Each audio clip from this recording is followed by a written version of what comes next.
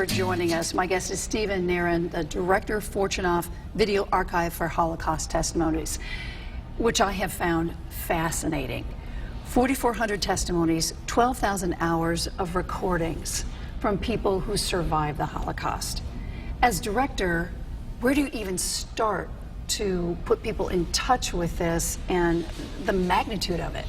Well, we're fortunate that we're located as a part of Yale University library, so we have access to a large student body that uses the collection actively in teaching and research. So that is one of the primary ways that we bring the collection to a sort of an audience, if that's for lack of a better word. But the collection is also used by educators and organizations such as Facing History and Ourselves, which use the collection as a resource to build their educational outreach materials. The depth is amazing, though, just listening to some of these folks sitting there, and it grew out of a conversation by Laurel Vlock, who worked at Channel 8 years ago, who did a conversation with a Holocaust survivor, and then it just started taking off, and that was in 1979? Correct. So Laurel and Dori Laub, Dr. Dori Laub, who's a child survivor from Chernowitz, really joined forces to begin a project that was called the Holocaust Survivors Film Project, which is the direct predecessor of the Fortunoff Video Archive.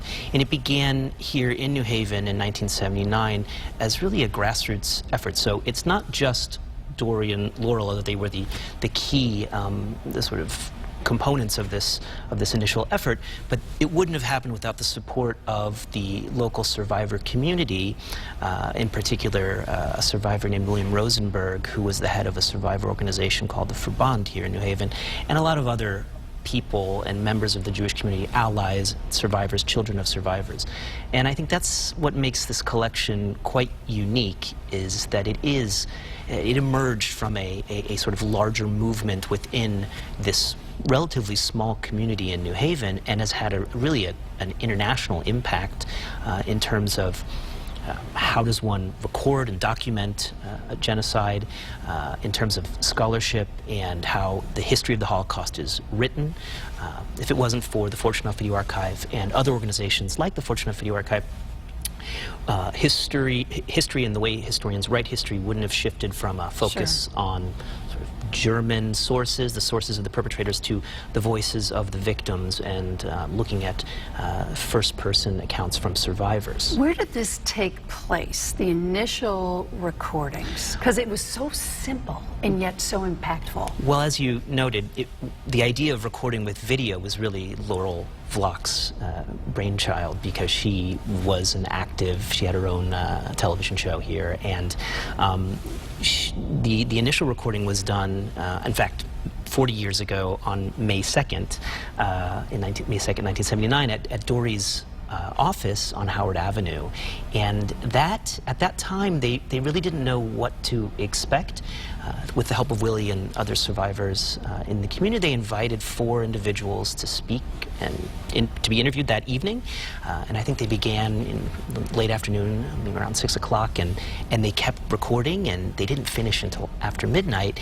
And it was only at that point that they realized that this was something very important and that work had to continue. So initially it began as really a very circumscribed project, and it didn't grow into a full-fledged archive until much later. I'm sure those initial conversations, to get somebody to open up on a couch in front of a camera back in 1979 to talk about such horror and pain, they probably weren't sure where this was going to go. No, absolutely not. And that is also the genius of these 2 individuals joining forces. You have Laurel, who is an experienced interviewer, but in a sort of journalistic television mode, and you have Dr. Dori Laub, who was a therapist and understood how to approach traumatic subjects with an empathic, as an empathic listener. And so the 2 of them really, the 2 of them were the essential components for making this work.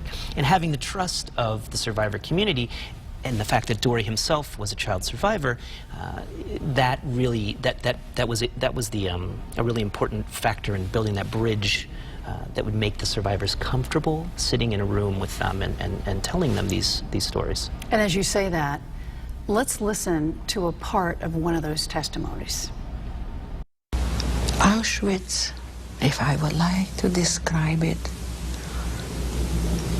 I would say there has not been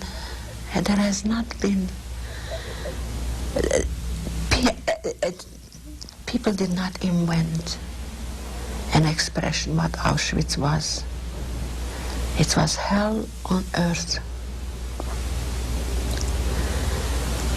And the silence of Auschwitz was hell. The nights were hell. And the days, somehow, we got up at 3 o'clock in the morning, and at 4 o'clock summertime, or 4:30 when the sun came up, it was not like the sun. I swear to you, it was not bright. It was always red to me. It was always black to me. It never said, never was life to me. It was destruction. The sun was never beautiful. And when the moon was out, it meant only destruction. We almost forgot what life was all about. But we are supposed to be the chosen people. I never believed in that. But maybe we are chosen that we always stayed humanitarian even there, took care of each other. I think we are chosen for that we didn't kill each other. I used to be so hungry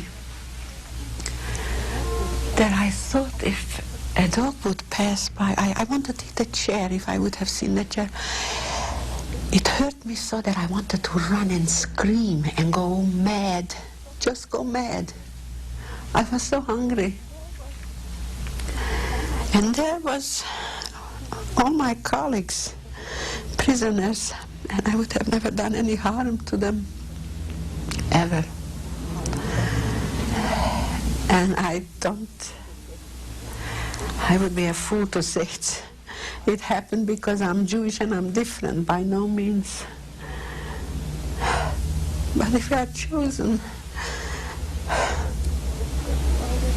we are chosen for that we always understand the underdog.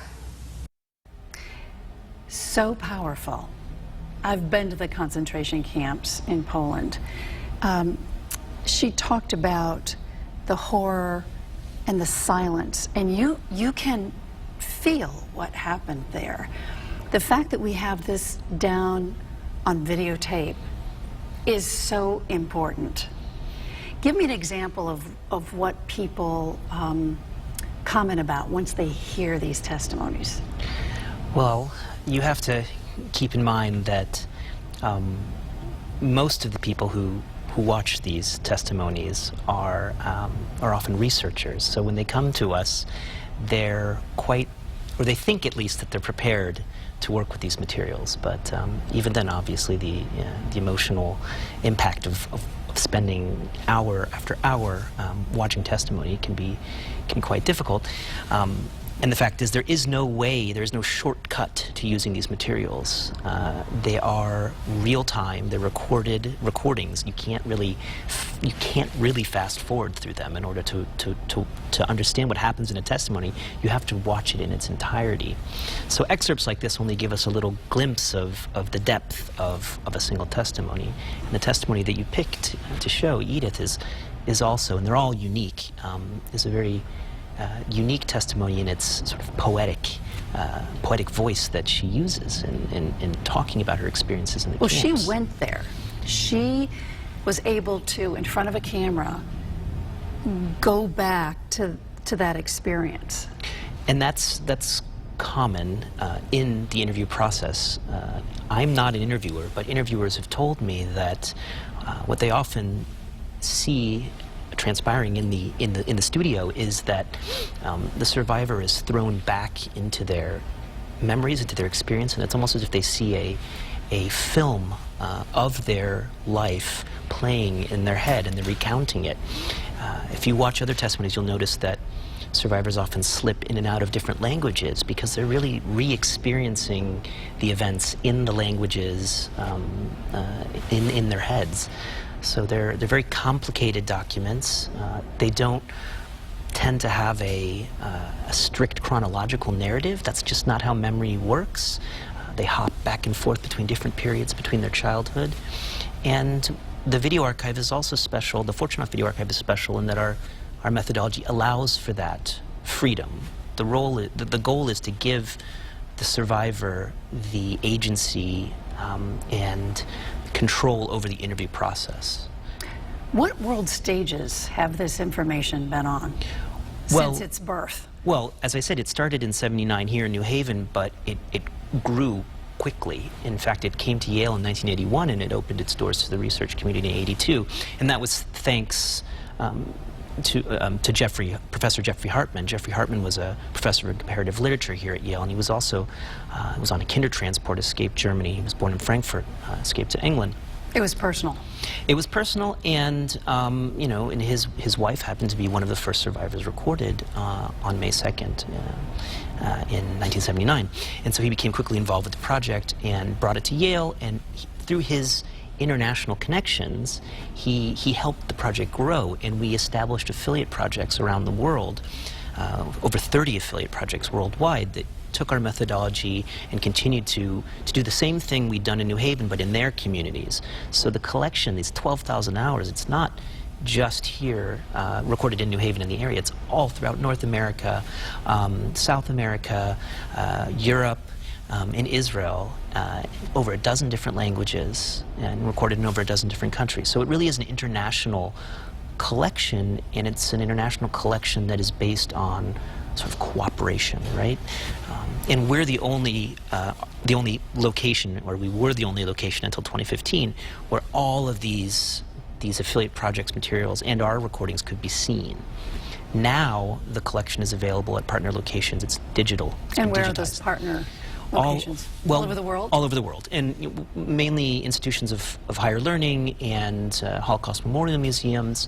The goal being, of course, to bring the collection now in digital form back to the communities that helped us record it in the first place. And you got it down on video before it was too late. Yes, but for many it was too late already in 1979. We're lucky that we began as early as we did, and we are the oldest organization of this kind that's still recording, which allowed us to record survivors who would not have been recorded in later projects, obviously. But one has to keep in mind that these are only 4,400 stories, and these stories are the stories of survivors who are the anomalies, right? A documentation project like this, by its very nature, is going to always be incomplete because we could not interview the dead. The vast majority of those who were in the camps and lived under Nazi rule did not live to tell their story. As director, is this personal for you and your relatives? Yes and no. Anybody who's Jewish has most likely lost someone in the Holocaust. I'm not the child of, or the grandchild of survivors. I was lucky enough that most of my family emigrated long before the First and Second World War. So it should be personal for everyone, because this has become, the Holocaust has become for Western civilization an event of significance that really subverts our understanding of human nature, Western civilization, et cetera, et cetera. And so to never forget. It's personal. It should be personal for everyone. It's not just a Jewish story in that sense. As director, What are you hoping to do with this archive? I mean, you're protecting it in many ways because you're the director, but are there things that you want to do with these testimonies beyond what's happening now? Well, first and foremost, in a sense, the most important aspect of this project was to do the documentation, to record survivors and provide that as a service to the survivor community, to allow them to record their stories so their voices would be heard. In that sense, we've already accomplished a great deal of our mission. Beyond that, of course, is the stewardship of the collection, maintaining it, preservation, not an insignificant task in and of itself. But the real question is, now that the survivor community is slowly dying due to demographics, we're simply not recording, and that means that the focus shifts from recording and preservation to encouraging use of the collection, educational initiatives, and encouraging scholarship. So just one example of one of the initiatives we've started in the last 4 years is a fellowship program. And so we're bringing young scholars and postdoctoral scholars to Yale to work intensely with the collection and to help open a window on what is a vast body of material, which most people have not, only a fraction of which have really been heard or seen in articles and books or in documentary films. We've only begun to scratch the surface of the depth of the collection. And how does somebody outside of Yale view this collection? How does that happen? Well, they can come to Yale and view it in the Manuscripts and Archives reading room. Open to the public? Yes, the Fortunoff Video Archive is part of the special collections community at Yale. Manuscripts and Archives is open to the public, so anyone can come and use the collection in the Manuscripts and Archives reading room. And that is also the case for individuals who don't live in New Haven but are near our partner locations. And if you want to learn more about where those partner locations are, you can just go to our website, and there's a list of those partner locations. You can view testimonies. Obviously, the children, grandchildren of survivors want to see their relatives' sure. testimonies, so they can go to these partner locations and view them. Well, we've only scratched the surface about this vast collection, and I thank you for coming on and just telling us about it so we can get more of this history out there. Oh, my pleasure. Thank you so much, Stephen Naron, Director, Fortunoff Video Archive for Holocaust Testimonies.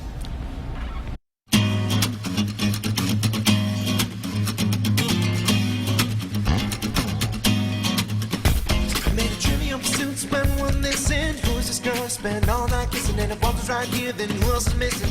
Got a little sidetracked to find myself wishing to find the keys to the door, but it's also a metaphor. Need to keep locked in the grocery store, but mine just to save time.